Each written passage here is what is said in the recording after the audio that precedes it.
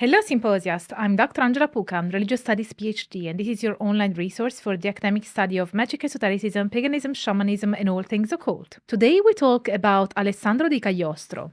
But before we dive in, a quick thank you for your support. It's your contributions through Patreon, Coffee, or YouTube memberships that enable me to offer free, peer-reviewed sourced education on esoteric topics. For details on how to support my project, check out drangelapuca.com and the links below. Subscribe to my newsletter to stay updated on my latest content, bypassing unpredictable social media algorithms. Thanks to everyone who supports academic esoteric literacy. Your involvement is invaluable.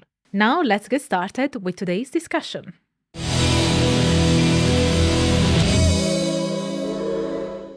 Alessandro, self-styled Count of Cagliostro, emerged in London in 1776, claiming noble Italian origins and esoteric training in Malta.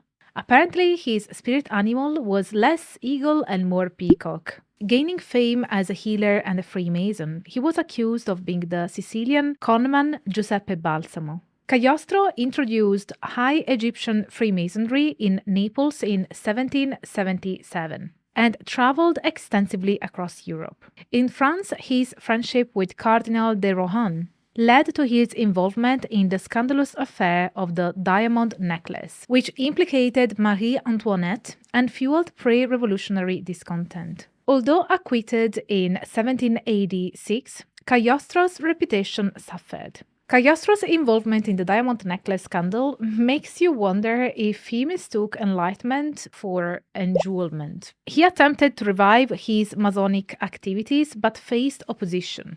In 1789, despite Vatican bans, he moved to Rome hoping for protection. Alas, estranged from his wife Serafina's family, he was arrested by papal authorities, accused of Freemasonry and heresy, and condemned to life imprisonment in San Leo Fortress, where he died in 1795. Despite official records, some believed Cagliostro survived, immortalized in occult legends. The enduring allure of Count Cagliostro has been captured in numerous novels and films, often intertwining with mainstream popular culture, such as his fictional representation alongside Arsène Lupin by Maurice Leblanc. Determining Cagliostro's authentic contributions to the modern Western esoteric tradition proves more complex. His extant writings are sparse, consisting mostly of 10 memoirs defending himself against various charges, with scant esoteric elucidation. Posthumously, Marc, the pseudonym of Emmanuel Lalande, compiled Cagliostro's High Egyptian Freemasonry rituals and catechisms, which were not fully published until 1948. These rituals, likely penned in 1784 in Lyon, integrate elements from earlier high-degree Masonic rituals prevalent in 18th century France and Germany, showcasing a blend rather than purely original contributions. The rituals catered to both genders and incorporated core beliefs such as theism and soul immortality, positioning Cagliostro within the spiritualist faction of Masonic debate. They also reflected a narrative of human descent from spiritual existence to a material one, with an outlined path for redemption through spiritual, intellectual, and physical restoration. This path emphasized charity and divine love, advocating for a form of natural religion and an eternal Christianity, with strong Kabbalistic influences. Intellectual renewal was seen through engagement with Naturphilosophie, embracing alchemy, theurgy, and divine invocation, marking a distinct philosophical approach within the esoteric landscape. Cagliostro's contributions to the Western esoteric tradition, though not extensively documented in his own writings, are significant primarily through the rituals of High Egyptian Freemasonry, which encapsulate a complex blend of Masonic, spiritualist, and mystical elements. His theoretical and practical work was later collated by Marc under his real name Emmanuel Lalande, and posthumously published, revealing a nuanced approach to esotericism that merges earlier Masonic practices with innovative spiritual concepts. Cagliostro's teachings, particularly his Arcana Arcanorum, are revered in modern magical movements for advocating a tripartite system of spiritual practices: theurgical evocation of guardian angels, laboratory alchemy, and inner alchemy involving sex magic. His teachings suggest a selective approach to immortality, proposing that eternal life is achievable through the exertion of one's magical will, a notion that continues to captivate those interested in esoteric and magical traditions. The rituals crafted by Cagliostro, primarily penned around 1784 during his time in Lyon, integrated elements from established high-degree Masonic rituals prevalent in the 18th century France and Germany, while also introducing distinct esoteric theories. These rituals, which differ for men and women, pivot around several core esoteric principles. One would be the existence of God and soul's immortality. Cagliostro positioned his practices within the spiritualist domain of Masonic thought, countering the era's rationalist and atheist currents. His emphasis on the soul's immortality reflects a fundamental belief in an enduring spiritual essence beyond physical death. Then we have the fall and restoration of humanity. Cagliostro's esoteric framework included a narrative of human descent from a primordial spiritual state into the material realm, a fall from grace. He articulated a path for redemption and restoration that occurs across three intertwined stages: spiritual, intellectual, and physical. Then we have spiritual restoration. This stage involves achieving a reconnection with the divine through acts of charity and the cultivation of divine love. Cagliostro's reference to a natural religion and an eternal Christianity suggests a universalist approach, drawing from Kabbalistic themes more than Orthodox Christianity. This implies a return to an esoteric, mystically infused form of faith that transcends traditional religious boundaries. We also have intellectual restoration. Here, Cagliostro advocates for an engagement with the sanctuary of nature through Naturphilosophie, a philosophical inquiry into nature that includes elements of alchemy. This stage promotes a deeper understanding of the universe and our place within it through alchemical transformation, symbolizing internal spiritual refinement. We also have Theurgy and divine invocation. The practice of Theurgy, or the ritual invocation of divine forces, forms a crucial component of Cagliostro's system. This involves using the sacred names of God to effect change in the world and within the practitioner, suggesting an active engagement with divine energies to facilitate personal and cosmic transformation. Overall, Cagliostro's esoteric practices aimed at a holistic restoration of humanity to its original divine state, encompassing moral, intellectual, and spiritual dimensions. His integration of these themes into a cohesive system of Masonic ritual underscores his unique position in the landscape of 18th century Western esotericism, bridging traditional Masonic practices with more profound mystical and theurgical operations. Cagliostro also advocated for the use of a young child, referred to metaphorically as the dove or pupil, who would peer into a reflective surface of water to receive visions that the adept would then interpret. This method underlined a blend of divinatory practices integrated within his broader esoteric framework.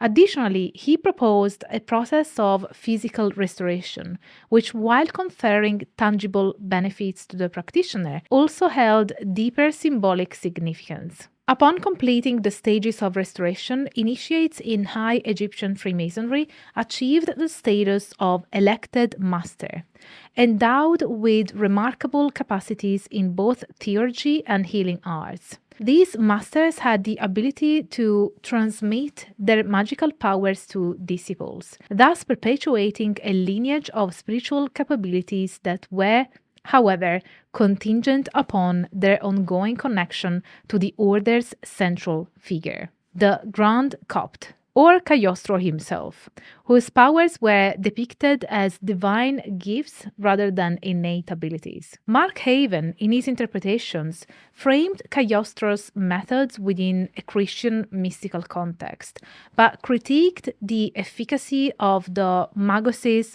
quarantines, 40-day periods of intensive magical and spiritual practice. These quarantines, which profoundly influenced later occult traditions, were regarded by Cagliostro and his closest followers as his most profound secrets, the Arcana Arcanorum. The first quarantine involved rituals and prayers leading to visions from the 7 primeval angels, revealing mystical seals and numbers. Successful completion of this period allowed the practitioner to yield significant command over celestial beings and perform miraculous feats through the use of pentagons, a kind of talisman where these angelic signatures were inscribed. In Cagliostro's esoteric practice, the second 40-day quarantine was focused on physical rather than moral perfection. The manuscripts detailing this period, stored in Rome's Biblioteca Nazionale and Avignon's Musée Calvet library, depict a regimen of serious fasting and secluded living. During this quarantine, the retreatant undergoes minor bloodletting, consumes enigmatic white drops, and eventually ingests the alchemical substance materia prima. These lead to drastic physical transformations, including temporary loss and regrowth of skin, hair, and teeth, culminating in a rejuvenation by the 40th day. This intense ritual, which might appear outlandish even to Cagliostro's followers, is actually rooted in a rich tradition of magical and alchemical practices.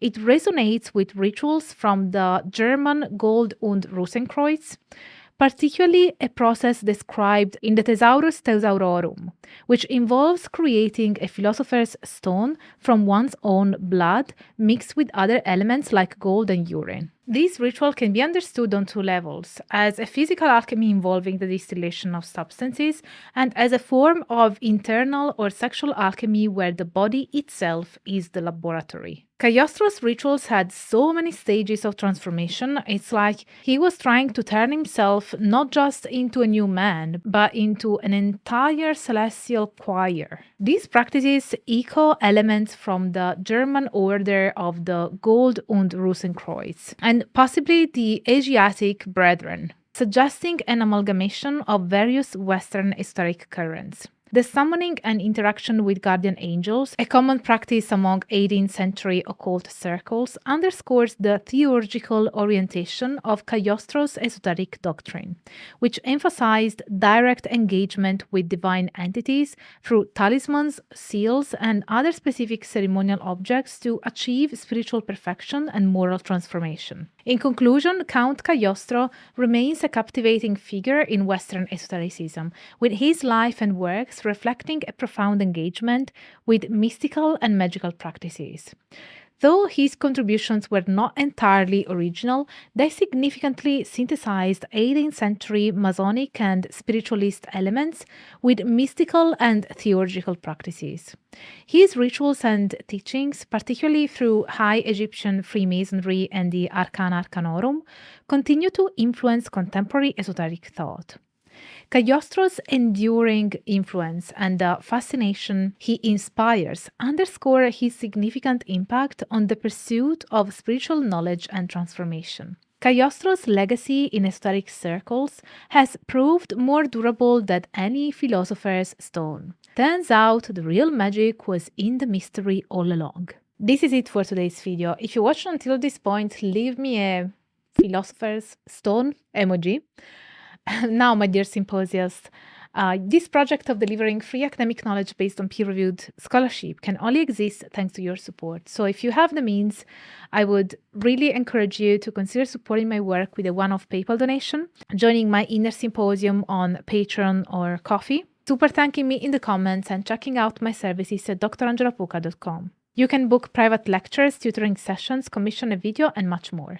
Also, don't forget to sign up for my newsletter so that you can get to know me better through my personal reflections, and also you will be the first one to know about all updates about my work, courses, and so on. If you like this video, please smash the like button, subscribe to the channel if you haven't already, activate the notification bell, because otherwise YouTube might not show my videos in your feeds. And leave me a comment, because I really want to know what you thought about this video and what is your knowledge about Cagliostro and what you think about his contribution to esotericism. Share my videos around so that the symposium can grow, and thank you all so much for being here. I hope that you all stay tuned for all the academic fun. Bye for now. Today we hold that your real life.